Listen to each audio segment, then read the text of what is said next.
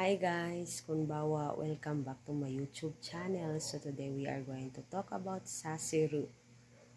Saseru meaning it's a causative form and it makes or lets somebody do something. So let's start with the patterns.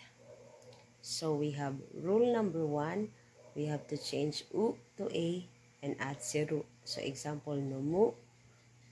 So change u to a, so numas seru. And then in rule number 2, we have to cancel ru and add saseru. So example, tabiru.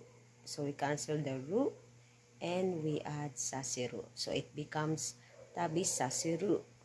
And in rule number 3, we have suru becomes saseru and kuro becomes kusasiru. So example is benkyu suru. So it becomes benkyu saseru. And then mote kuru. So it becomes mote kusasiru. So we are going to give you example and how to use saseru in a Japanese sentence.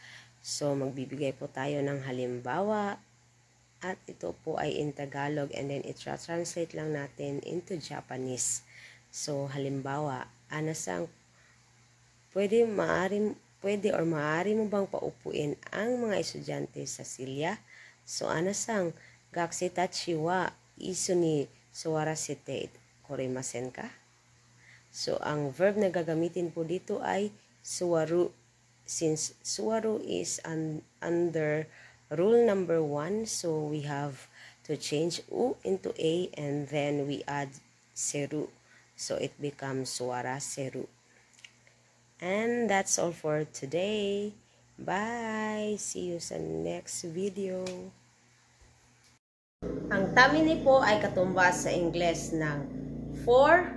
In order to, magbibigay naman tayo ng iba pang halimbawa ng paggamit ng tamini in Japanese sentence. At ang pattern naman ito ay verb plus tamini, ego de hanashite kudasai. Noun plus no tamini, so para sa mahina adjective,